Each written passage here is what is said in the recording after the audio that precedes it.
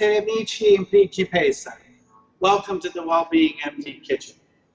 Hello. How are you? Hi, Dr. Principe. So I thought we'd create the Mediterranean mood, since the topic tonight is how do we use the Mediterranean diet and lifestyle to detoxify. Wonderful. Well, thank you for inviting us into your kitchen. This is lovely. So are you in the mood yet? I am. This is great. I'm already salivating. I'm wondering what you're going to make for us. Oh, we got some wonderful recipes. So I'm going to calm the music down and we're going to get right into it. Wonderful. So before we get started, I just have to tell people a little bit about you. Because you have such a fantastic bio and you're a fantastic person, and I want people to really have the context a little bit. So let me tell you a little bit about Dr. John Principe. Through his passion for education, nutrition, and wellness, he found his way into the kitchen and back to his Italian heritage with a 2007 trip to cooking school in Calabria, Italy. In 2008, he attended Harvard's Public School of Health, Healthy Kitchens, Healthy Lives, and was so impacted by David Eisenberg that Wellbeing MD was created.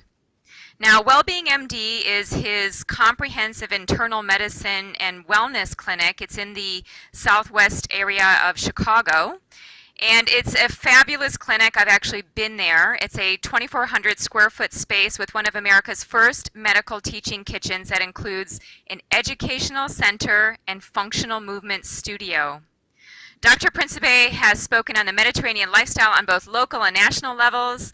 He has received numerous teaching awards for his contributions in medical education.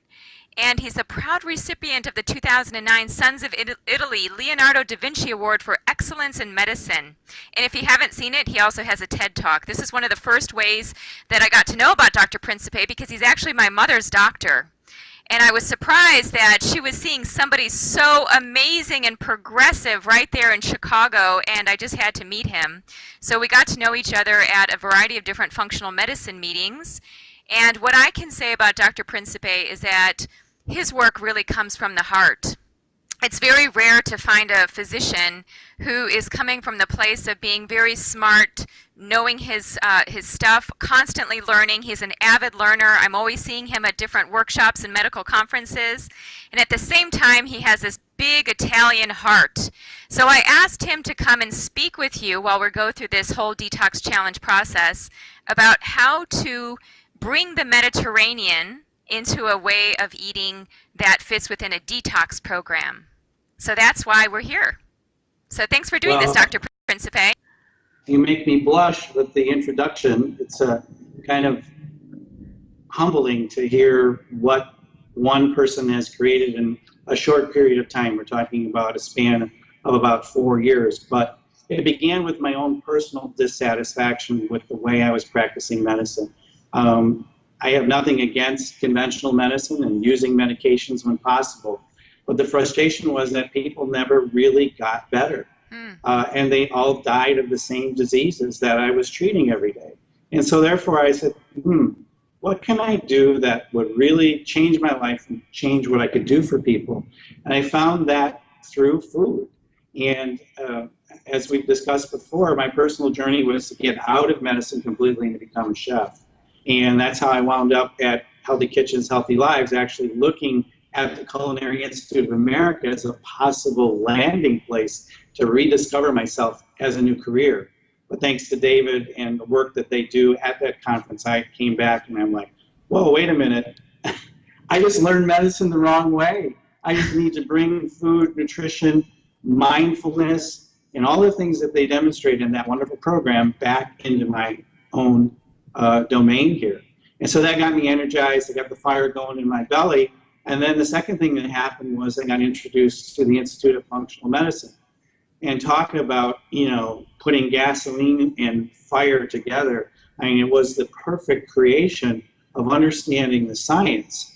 And the people at IFM, or Institute of Functional Medicine, are practitioners like myself, most of them. And they're citizens every day. They have the same dedication and passion of learning and getting to the root cause of people's diseases. And this is a perfect environment. because as you know, and people that practice functional medicine, that lifestyle is at the basis of this, and food is at the basis of this. So it made a perfect marriage.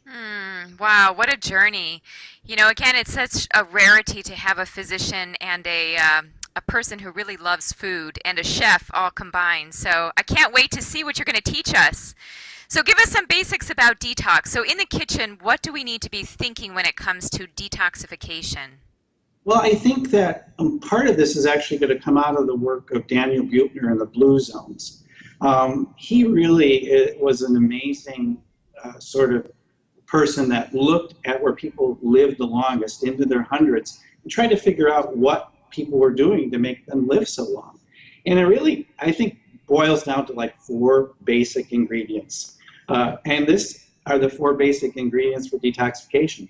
1, eat a clean diet. And we're going to talk a little bit more as we go on in the program tonight as what a clean diet is. Number 2, stay physically active. Very important. And so, you know, being in the kitchen is physical. I mean, you're cutting, you're chopping, you're washing. I mean, one of my favorite meditative works is I like to wash dishes. And that's physical for me. You know, you're standing and you're washing, and so it is a little bit of exercise, not just like putting dishes in the dishwasher. 3rd is social connectedness. I don't think there's any more powerful thing in the world that connects people more than probably food and music. And that's what makes this so special. And then the final thing is really to be connected to either a higher principle or a higher purpose. And that could come through religious communities or just someone's personal beliefs. When you put all of those 4 ingredients together, you really begin detoxifying life. And so we're going to look at one portion of that is really, you know, how to use food as a detoxifying agent. You know, I'm so glad that you talk about a whole self approach to detox. We talk about that within the detox module for IFM. We talk about it through the Detox Summit, and you mention it again. It just shows how all-encompassing you are in your approach, looking at social communities, looking at emotions, how we think, and also what we do with our bodies, if we're moving them, if we're feeding them right. So yes, we are going to focus on food. I can't wait. And lots of colorful foods. You know, the Mediterranean diet, why is it getting so much attention? First of all, I think because it's so basic. Much of the Mediterranean diet came out of what we call in Italian culture, cucina povera, the kitchen of the impoverished. So they didn't have a lot of fancy things. They basically had to go to the earth, and they didn't have a supermarket 10 feet away from them. They went to the local markets and got what was available. So they, you know, these societies that live like this actually wind up eating cleaner because they buy local, it's sustainable, and it follows the principles of clean eating. But there's more to eating clean when it comes to following a Mediterranean diet, right? Aren't there certain foods that people in the Mediterranean are eating that might be a little bit different than our Western brown, yellow, and white foods diet? Yes, and it's actually the colors of the rainbow. In my travels to Italy twice, there wasn't a plate that was not colorful. And I know that you teach this, and many of the things that you talk to people about is really if we have the color of the rainbow on our plates with every meal, we're really following the principles of the Mediterranean diet. And you don't have to get fixated on a lot of the, oh, I have to have this much of that and that much of that. It should really look appealing and colorful on the plate. And wham, you've got nutrition default. Well, and yes, I mean, it's just more pleasing to the eye. It just makes for a more pleasurable experience. And I think that in the Mediterranean, at least when I was in Italy, I just noticed that people enjoy food. They sit around for hours eating.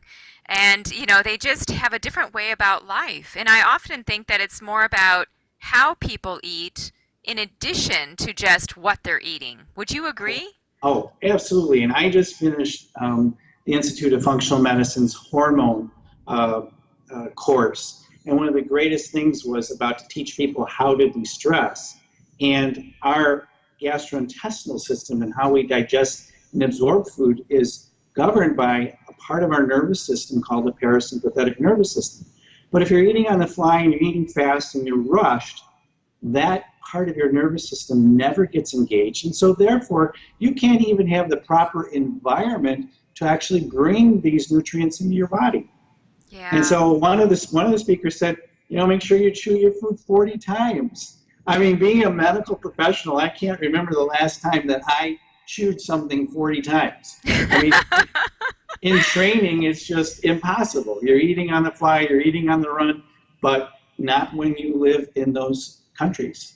Yeah, meals could last several hours, and it's like time stands still. It's beautiful. Yeah, it's almost like there's more time spent eating more than anything else. Eating and socializing, which is nice.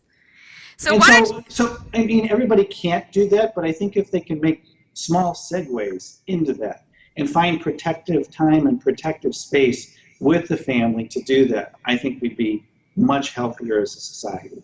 Maybe it's just getting back to those Sunday evening dinners, just one night a week, just making sure that we've got time carved out with the family. Or maybe we invite people over. When I lived in Europe and I lived in Northern Europe, people would invite you over midweek, and it was never anything really fancy. It was just a matter of engaging and being part of a community. So it would be nice to have more of that. I like that idea. It's wonderful. So why don't you take us through? So tell us if you have a metaphor for the liver. The liver is the hub of detox. How do you describe how important the liver is in detoxification processes? Well, just to mention that, liver disease in this country is the 7th largest killers of Americans. And we are exposed to so many different toxins, both in the environment, what we put on our skin, what we eat, and the liver is working 24/7 to actually make sure that we have a fail-safe. So there's until I started this understanding the detoxification process, we sort of take the liver for granted. It's that silent bystander that's working all the time and no one pays attention to it. But then when it speaks to you and gets sick, I mean, really, life begins to degenerate. So the complex processes that go on in the liver are hard for people to understand. So I brought you folks a little prop tonight to sort of understand that. And it actually is I have one of those in my kitchen. Yes. So it's a sweeper and a little dustpan. And, you have to think about the liver sort of moving things through the process. So the first part of detoxification, or what we call medically phase 1 detoxification, is sort of moving gently through the liver. And we've got to make sure that it catches it in the pan. And the pan is the processing of these potential toxins into either our urine or into our stool. Now, one of the great things about this analogy is that we have certain things that speed this up so fast that you can't possibly take care of everything with this dustpan, or things that slow this process so much or inhibit it that you can't clear the liver. And maybe you'd like to tell the folks some of the things that speed this up. Like caffeine, maybe? Yeah, and alcohol. Alcohol, so right? Revving this up. So this poor pan can't sometimes handle that when all of these things are speeding it up. And one of the interesting things I found was, how about the things that actually slow it down and put it to a halt? What would be one of the things that you would think about with that? That would put it to a halt. Well, gosh, you tell me. In terms of food? Yeah, what about the inhibition of grapefruit? Yes. So yeah, like even some herbs like St. John's wort, grapefruit juice, these types of things can just slow down that process, right? That's what you mean. Right. Yeah. So I think people need to sort of get this concept that the liver is doing important things in terms of detoxification, but like all of life, it has to be balanced.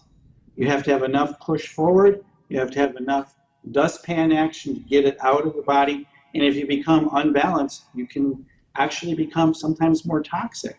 And I think if people detoxify slowly every day, they're being mindful about what they eat and put into their bodies, this process can be just a part of natural life. Yeah, well, that makes sense.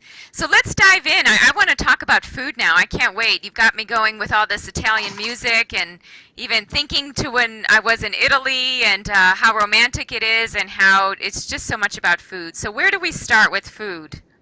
Well, I think we start with food with the things that actually can help detoxify us. And we talked earlier about the colors of the rainbow. So I put 3 detoxification salads together to help us understand the principles. And I know you, with your extensive knowledge, are going to help me and chime in. So this can be an interactive program between you and I and the audience that's going to be appreciating this in the future. But I wanted to make it simple. I wanted to make it Mediterranean based. And I think you're going to see some really, really beautiful things happen here that I think can help our society and the patients themselves. Fantastic. So I'm gonna pan down to my prep area here. Can you see that okay? Yeah, can see it Okay. perfectly. So the first thing that we're going to prepare is a wonderful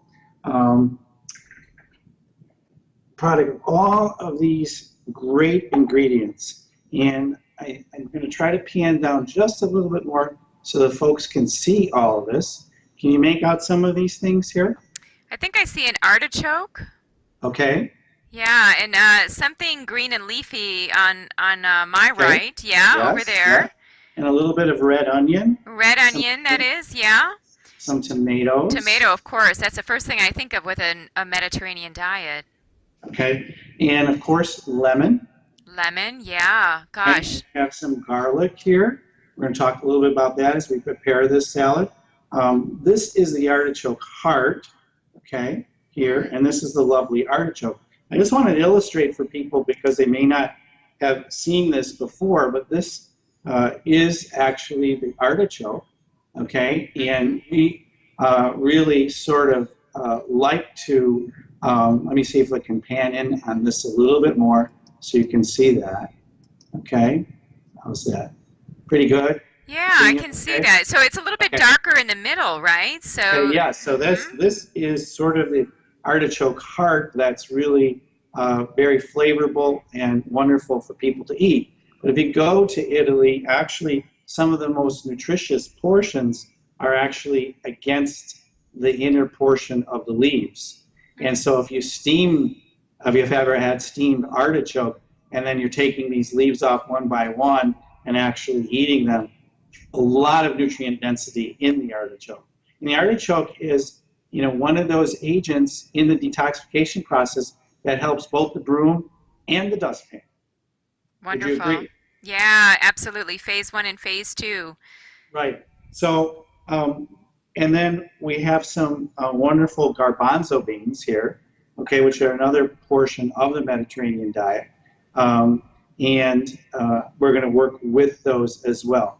So, Garbanzo beans, yeah, go ahead. and garbanzo beans is another name for them, chickpeas. So just in case Chickpeas, people, okay, yes, yeah, so just in case yes. people, and that's what hummus is made from, right? So you could That's actually what make hummus hummus is with all made. these ingredients that you Right. have. And that's Okay, taking the Mediterranean further east to make the hummus. that's So we're true. gonna, Yeah, we're gonna, I mean, that's the beauty of the Mediterranean. You can start from Spain and go all the way to the Mideast. You've got all of these wonderful, wonderful products that are actually been, I'm going to pan here, so, just have wonderful, wonderful tastes and flavors and aren't really that hard and difficult to make or that complex. wonderful.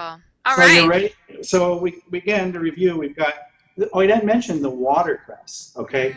Watercress is absolutely wonderful, wonderful, wonderful. And it is another phase 2 detoxifier.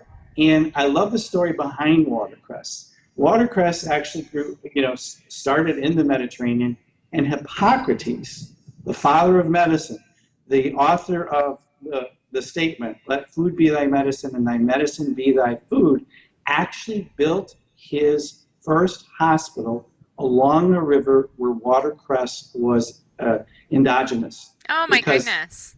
water, it's so powerful. He said it was the cure of cures, Mm. and really has very, very good beneficial effects for people. So we're going to take all of our ingredients and we're going to make a wonderful, wonderful salad. Okay. Okay. Are you ready for that? I am definitely ready. Okay, so let me pull my program together here. Okay. And what I thought we'd do first is have people sort of be cognizant of how to make a vinaigrette. All right. And so, because it's the basis of so many different salad preparations, that I think it would be wonderful for people to see that. Okay. So, start with good ingredients. So, we took those lemons, Okay. and we juiced them, okay, and we're going to add a little bit of lemon juice. And lemon is so important for detox, right? I mean, that's something we can in our water. If we're in a salad, it helps with alkalinization. It's really a great superfood for detox. It is absolutely wonderful. And I have a little catchphrase for that. Lemons love your liver. Yeah, Okay, all the L's. People can do that. And actually they sort of regenerate liver enzymes as well. So great. Alkalinization, great reproduction of liver enzymes, really, really beautiful. To that, okay, we're going to add some garlic. Okay, garlic, again, a great antioxidant, able to give us the ingredient called allicin, which is important for detoxification. So we added our garlic. We're going to add a little bit of mustard to this, okay? Okay. Now, mustard as in Dijon mustard, or? As in Dijon mustard, okay, yes. Great. Okay. All right. Not the bright yellow kind. No, not the bright yellow kind. No, we're going to whisk a little bit of that together. So in preparation of a vinaigrette, we always tend to get all of our ingredients together, put our acid, any herbs or spices or salt or pepper should be go in before we add the oil. Okay, very, very important, because you want the acid to start breaking that apart, and you don't want these things just floating around in the oil. So if you want a great smooth vinaigrette, that's the way to do it. Fabulous. Okay. Good to know. Then we're going to add a little bit of olive oil here. We're very blessed here in this part of Chicago because one of our co-workers here, Paul Abandis, actually owns a grove in Greece, and it's called Pylian Estates. Is some of the best olive oil, I think, on the face of the planet. So it's extra virgin. It's unique. So it's a unique sort of product, meaning that it's one varietal of olive. There's not multiple olives and whatnot. It has low acidity, and the quality of this oil is just amazing. So we use it a lot here at the Wellbeing MD Kitchen, and this is one of those healthy fats that actually helps us with detoxification. Not that we're going to use a lot of it, but we need some of it to both distribute fat-soluble products into our body, and also it is a flavor vehicle. It So sure we're going to add a little bit is, of olive oil to this, Okay. and then we're going to whisk that up. And so we got our vinaigrette made, and I think people can sort of now get the idea that making your own home vinaigrette really isn't that difficult. Yeah, that probably took you all of a minute just to put all that together. It's just a matter of getting it all assembled and ready, right?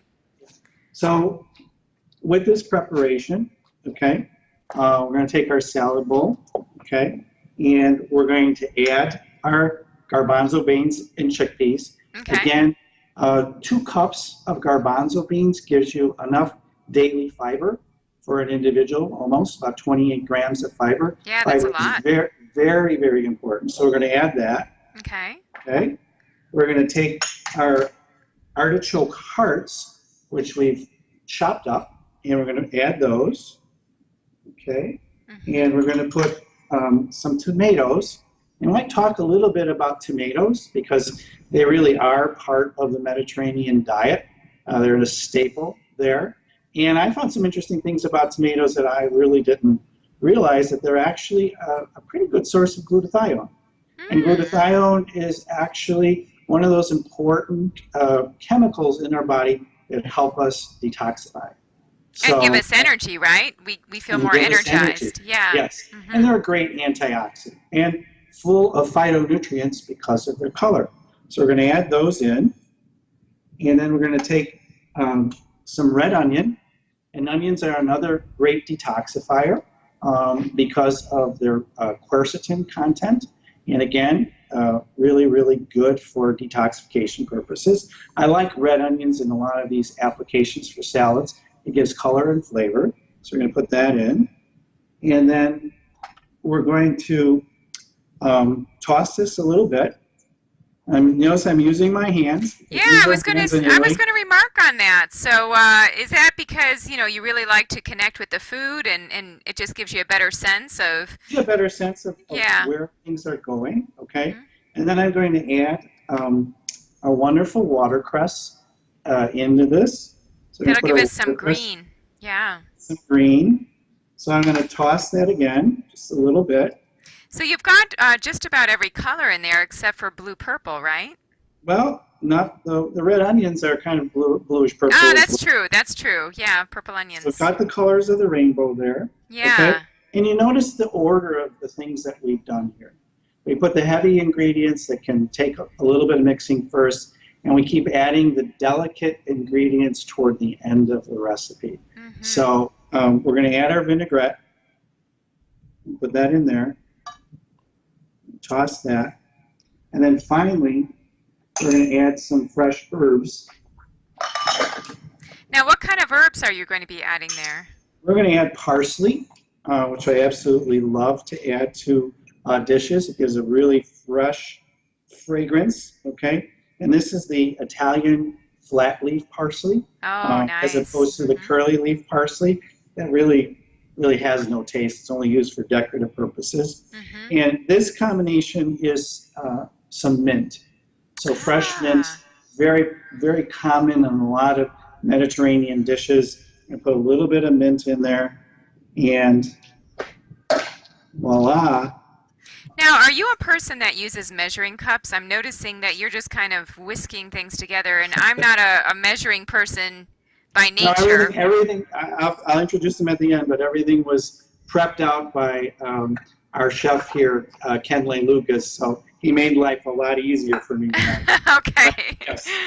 But a lot of cooks actually do eyeball things, and recipes are guidelines, and they're people get so bound up into because we looked at some of these recipes, and as we were creating this, we said, well, maybe that really doesn't work too well. Maybe we need a little bit more, a little bit of this. So one of the greatest things that Ken has taught our students here is the principle of TAT.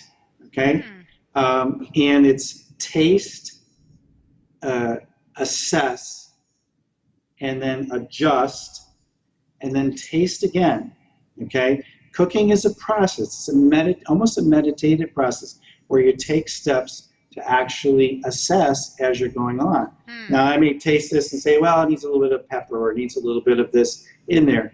You never should send a dish out of your kitchen unless you've done that assessment.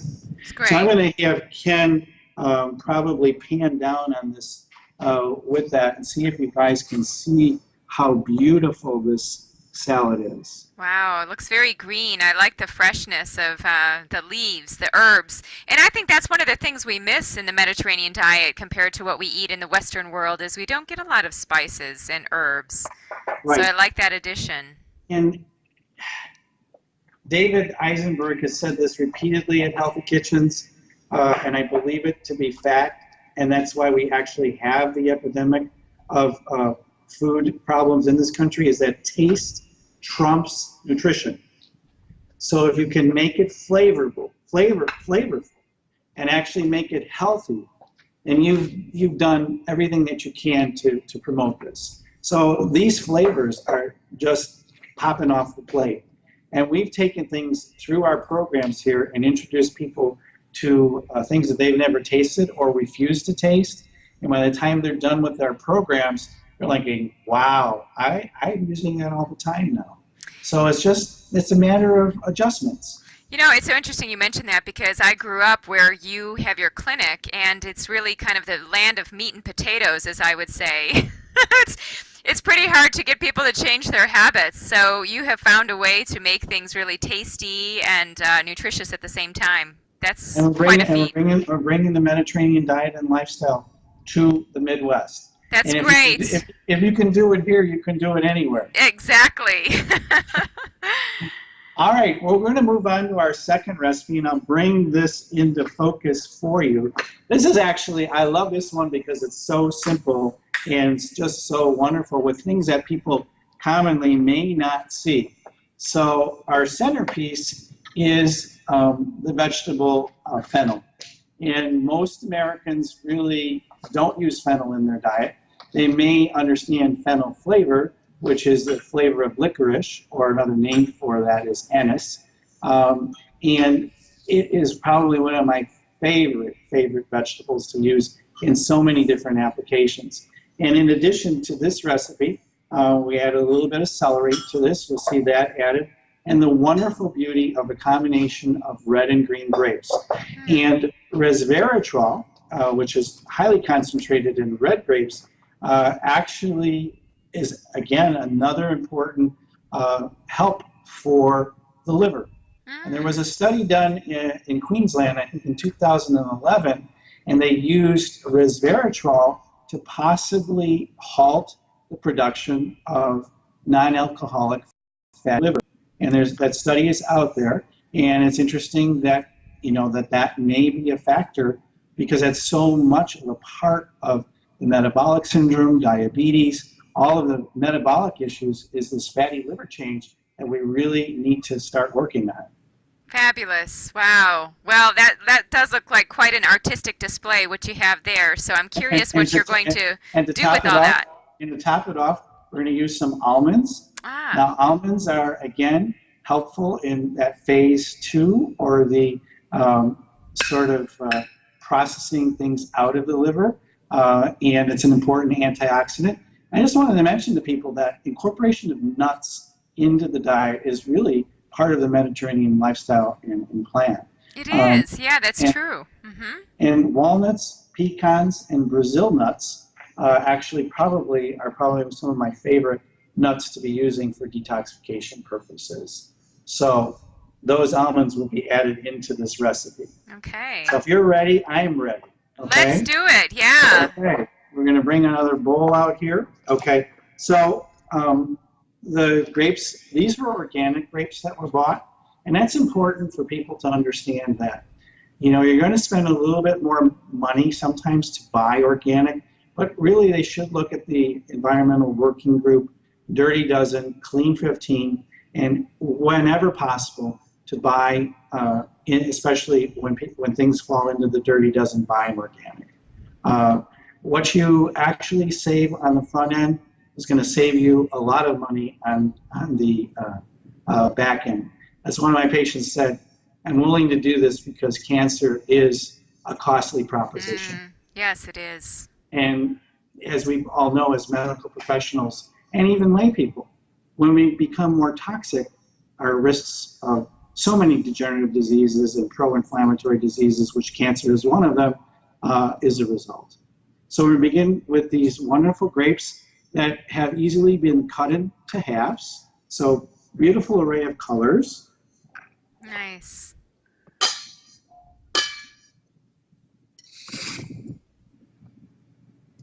And we're going to add some fennel, okay? This is the fennel that we talked about before. So we're adding some white. It's often not very easy to put white into the diet, but fennel, mushrooms, certain cabbages, cauliflower. Yeah, sure. There are some good medicinal white foods. Good medicinal white foods. So we're going to put that in there, as opposed to the standard American diet, which, their white contributions are sugar and salt. So we're going to gently mix and toss those together. So we got our grapes, our fennel, okay? Yeah, lovely. A little bit of celery again. I like celery as a cleanser, also as something that helps push things down through the bowel because of its fiber content, and also adds a freshness and a brightness to a lot of dishes. So we're going to put our celery in, okay? And then I'm going to toss that a little bit. And celery is a natural diuretic too, right? It helps us to get it rid is. of fluids. Okay. And then we're going to, this was a vinaigrette. I'm not going to make it here because all vinaigrettes are really basically the same combinations of acid, oil, and then some ingredients that you want to this. But this one has a very special pop because what we did for this was actually break up some of the fennel seeds. And I don't know if you've ever tasted fennel seeds. They're really, really very, very flavorful and add a certain depth of to a lot of dishes. And so we added fennel seeds to this. We're going to toss that over. And you notice we didn't use a lot of oil in these preparations. So we use healthy fats appropriately. We'll toss that again. And plus the fennel seeds are so incredibly intense and pungent, so you don't really need a lot, right? Right. And often, I mean, this is not Mediterranean, but if you go eat in Indian restaurants, they have that little combination of different seeds to eat after the meal as a digestive, and Right. fennel is one of them. And fennel does prevent toxicity. One of the most interesting things I learned about fennel oil is that it sends a signaling molecule that turns off a chemical called NF-kappa B. The medical people in the audience will know about that. That's like one of the biggest things that actually causes inflammation. So if we're turning off inflammation with a simple oil from a seed, how powerful is that? So, It's very true. and then finally, we're going to add, again, some fresh parsley leaves. Oh, I'm sorry, celery leaves. I misspoke. Celery leaves. Ah, Celery okay. leaves, okay. And if you notice, we take a lot of our herbs and leaves and we add them in their whole format. We're not breaking them apart and macerating in that, because then when you really bite into that, you really get the flavor of what these things taste like. What a great And then- idea. So celery leaf, you mean at the top of the stalk of a stalk? At the top of the stalk. Okay, So, okay. Usually people throw that out, right? Yeah, no, it's not to be thrown out. And actually, I have to thank Chef Ken for this, because he actually brought the celery in from his own garden. Oh And my goodness. You're never going to find these celery leaves in the grocery store, and that's true. They cut it all off. So we're going to meet Ken at the end. He's a very interesting and dynamic individual, and he has a personal story as well. And then finally, we're going to add the almonds. And we just, in a pan over medium heat, toasted these to bring out a richness and flavor in the almonds. They are so sweet. It's amazing. So we're going to put those on there, and voila, you have the second detox salad. I can even smell. Lovely. I can smell the toasted almonds from you. So just absolutely amazing, delicious, and I don't think any of these recipes that you're seeing tonight are terribly complex. Yeah. People can do these at home with simple ingredients. Can most people find things like fennel and watercress at the general supermarket? I actually bought all of these things at just a general supermarket. I didn't go to any specialty store. And actually, a lot of, even on the southwest side of Chicago, a lot of stores are getting even organic sections where they have organic fruits and vegetables. So it's changing. It's changing, and it needs to change. And I want to talk about that at the end. So our last preparation is just a wonderful idea of how to use the fruits and vegetables of summer, okay? And so we'll go through that. And let me bring this to your attention first, and maybe you can pick out some of the wonderful ingredients on this plate. So let's see. I see a yellow summer squash. Okay, yellow summer squash, good. I'll pick this one up for you, see if you can identify that. Down just a little bit so I can... Oh, sorry. I'm not sure I can see it. Okay. Right. Is that a shallot? That's a shallot. Okay. Related to our onion family. And we've got some really gorgeous beets. Oh, yes. Very nice. Okay. And so you have early spring beets, and then you have late fall beets. And then we have both varieties. We have some yellow and some red beets. Okay. And beet greens are also very, very healthy and good. We're not going to use them in this application, but just to remind folks that just like with the celery, don't throw the leaves Yeah, away. most people toss those things out. You can eat these in certain preparations. So, okay, and finally, yeah, I almost forgot the star of the show is people try to get these out of their lawns every day. They try to kill them. They try to pull them. They keep coming back. It's the dandelion. Dandelion, right. So good for detoxification. So good for detoxification. It's also a natural diuretic as well. So we're going to make a beautiful salad from dandelion greens. Oh, hooray. Which is very popular amongst Italians. And they can still remember, some relatives actually going in the fields and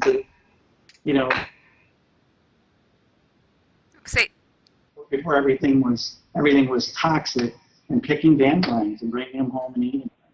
So it's pretty popular.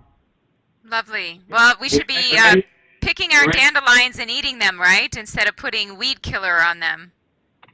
Okay. All right. Very good. Okay.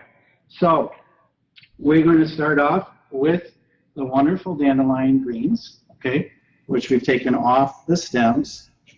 So, and dandelion greens themselves tend to be a little bitter to taste, but they're packed with so many good nutrients. And the greenness and the freshness of that is really, really wonderful. We're going to add our friend again, celery. Okay, great. So put that in there. And then we're going to add our summer squash, which we've thinly Nicely sliced. cut up, yeah. Mm-hmm. I wish there was a way that we could, maybe in the future when they do cooking shows, we can actually get a sense of the smells, the aromas, together with the video. Wouldn't that be great? Smell-o-vision. Well, someone that can get that going would be absolutely wonderful.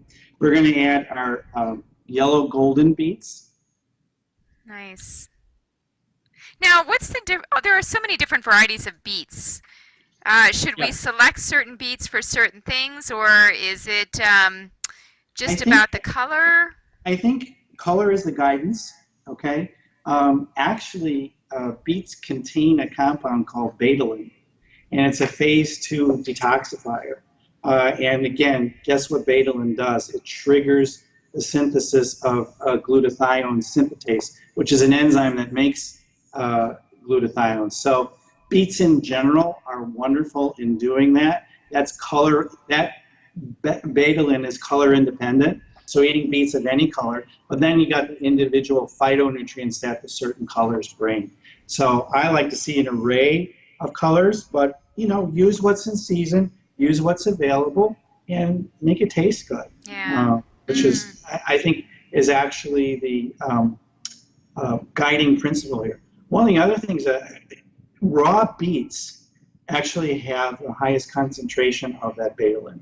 So if you steam a beet or roast it, you're going to decrease the concentration of it, and that's important for people to sort of understand. The general recommendation is that you don't steam beets more than 15 minutes, and if you're going to roast them, that you don't roast them over an hour's period, because then the concentration of the betalain is going to dramatically decrease. So you want to get the most healthy benefits, eat them raw. If you like them in other varieties, just be mindful that so many foods that we work with are both time and temperature sensitive. Yeah, so that's an important for people to understand. So true. Now we're going to add our vinaigrette. And this is again a variation of the oil, the vinegar, some mustard, and we cut up the shallots in this one. So we're going to pour that over there, and we're going to dress this, and I'm going to toss that. I wish you could join us for supper. Oh, gosh, yeah, with all these salads. We've got a lot of food here. You sure do. Now, that's the thing. With all this food, maybe give your mom a call. Tell her. Yeah, have her come over. Absolutely. Now, do these salads store well? So if people don't finish them, is there the possibility that they can just put them in the refrigerator and have them the next day? My personal experience with salads is once they've been dressed, they're not going to last very long. You should eat them immediately. Sure. But many of the chopped up ingredients could be stored, and then you can make your salad the next day. So maybe you want to do different variations during the week with this. You can have everything prepped up, what we call in culinary arts mise en place, everything in place, and boom, you're off to the races every day making your salad, picking this, picking that, being creative with what you're doing, which I think is really, really important. Now we're going to add 2 more herbs, again from the Mediterranean meal plans. We're going to add mint again, okay? Mint is good for digestion too, right? Yes, so are we helping the gut so, too with these meals? Okay. I can't think of an herb on the face of the earth that doesn't have good flavor and probably is not good for you. And then one of my favorite from Mediterranean culture is dill. Okay? Of course, yeah.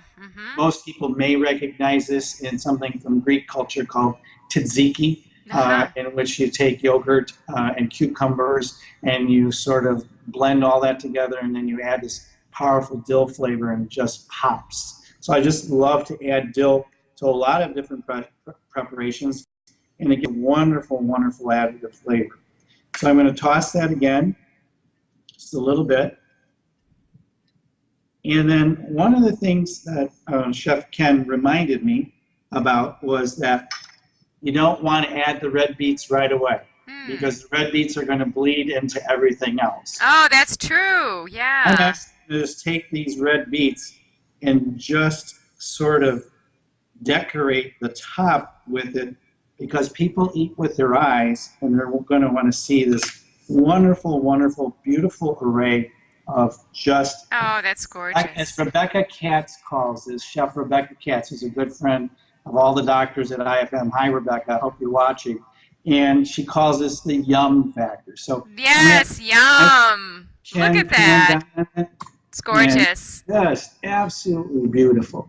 And so healthy. That's the bottom line. So healthy. And none of these recipes were time consuming. The prep work is a little bit timely, but once you've got everything together, it just comes together like a symphony, with everybody sort of playing their role in this process of getting people healthy. You know, I think for many people it's just a process of getting used to using their creativity in the kitchen, you know, not knowing what to put together with what. So, yeah, I think really just making the plunge and just trying to put things together. And I love the fennel. I love how you use the fennel and brought that together with a whole array of different things. And most people probably wouldn't have thought about that. So it's just trial and error, right? Just trying out different things and seeing how they taste. Yeah, and just some guiding principles about color and sort of the mindfulness. We actually do, people can actually go and look for our episodes from the Wellbeing MD Center. It's called the Mindful Kitchen, and we do a monthly telecast through here for the local community, and the community actually can watch. And we do that in conjunction with Paul Bondis from his restaurant, The Professional. We do it here down at Mindful Kitchen. And I think that people have to get back to their kitchens, because it really is, and that's why I called this Wellbeing MD Center for Life, because life emanates from the kitchen. That's where you get your energy. That's where you become healthy. And it's so important that we need to get back there. God blessed me with a particular thought, and I'm going to share it with you and the rest of the audience. It will require both a revolution in thought and a renaissance of good words to bring about the true well-being of humanity. I firmly believe that. The renaissance of all the good food, all of the things that the Greco-Roman cultures were doing, before Christ even walked the earth. And we need to get back there. We're going to get back there, yeah. Okay, so Dr. Principe, in our close here, give us 3 quick tips that people can do to start feeling more comfortable in the kitchen. What might be just 3 little things that we can start to do as soon as possible? Do we have to buy certain tools? Should we try 1 new food a week? What would be the 3 takeaways? Okay, I think the first thing is don't bring anything in your kitchen that wasn't living. Okay. So if it's processed, don't bring it in, number 1. Number two, if you're going to use it as a guideline, use them as a guideline. Make sure that you have all of the ingredients and everything that you're working with there in your kitchen, already prepared. We talked about mise en place and ready to go.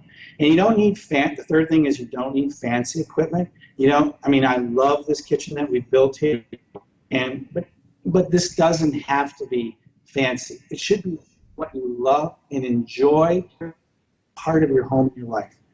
A few good knives, a chef's knives, a paring knife, a couple of very simple tools in the kitchen will get people started, and some good cleaning. And I think that's the role of nutritionists, doctors, what I call healthcare protectors in this whole paradigm, is to actually be equipping people to do that. And I love teaching that, what we do here at Wellbeing MD, and I'm hoping that we've impacted people. And I want to bring Ken on because I think I would like for him to talk to for a minute about the impact that Wellbeing MD had on his life. Come on around, Ken. Ken was a patient of mine from the previous old practice where I doled out medications, and he followed me here to Palos Heights. And I'm going to let you tell the rest of the story because it took our 6-week Roadmap to Wellness program, and I think it changed his life. Here's Chef Ken. Right. Great. Wow. Can't wait to hear the story. Okay. So I was lucky enough to meet Dr. Principe and be exposed to his different philosophies on medicine. And when I signed up for the wellness program, it was a change in my life. We did our blood history before we started the program, and I was trying to towards type 2 diabetes, hypertension, a lot of inflammation in my blood, and took a 6-week course. And, the best about it was, in my former life, I was a scientist for 42 years, and Dr. Principe's program is based on facts, and he gives you the data why, not just because he says so, but here's some facts. And that just was a light going on. So after I graduated from the course, within 90 days I lost 60 pounds and no dieting. Oh my goodness, that's great. Eating better, my metabolism woke up again, which was dead. But even more important than weight, which was nice, was my blood chemistry all went back to normal. No inflammation in the blood, no trouble towards diabetes, no hypertension. So congratulations! Again, wow, what a story. But again, what we're doing here tonight, definitely convinced this works. Hooray! Wow. Well, you're living proof of food being medicine. So thank you for sharing that. You're quite welcome. How do all the listeners get to be in contact with you, Dr. Principe, and how do they find out more about you? Do you have a website? Do you have anything for people to be looking at? I know that you have your TED Talk. Right. Let me just get my mic back hooked up. Okay. We wired for sound? Yeah, we're ready. Okay. So what I want people to do is, number one, primary source of information about our practices at our website, md.com. It's very easy to remember. But I also, those that are socially engaged, I love our Facebook page. We take information from all various sources. It's not the typical Facebook page. It really is educational. It's an educational vehicle that's socially engaging and mindful. And doing that, I love getting information. Same name, look for us on Wellbeing MD on Facebook and get involved. The more conversations we have, the more interaction we have with people across the country, across the globe, we can create both the revolution and the renaissance, which I think are so important. But one last thing I advise people at this conference, and I learned last IFM meeting, is that if we don't pay attention to this earth and the health of the planet, all of the wonderful things that I did here in the kitchen will not be here. And people need to get active and to get a voice about taking care of the problems with the food industry and how our food is prepared. I mean, just last night, this is July 23rd, July 22nd, another listeria scare out again. We shouldn't be living like this. If we were farming correctly, if we were taking care of the soil, if we were taking care of the earth, I think we'd be in a much, much better place. And the detoxification would be much, much simpler. So I urge people, open up their hearts, open up their minds, get involved. It's your earth. It's your children's earth. Please, please do that.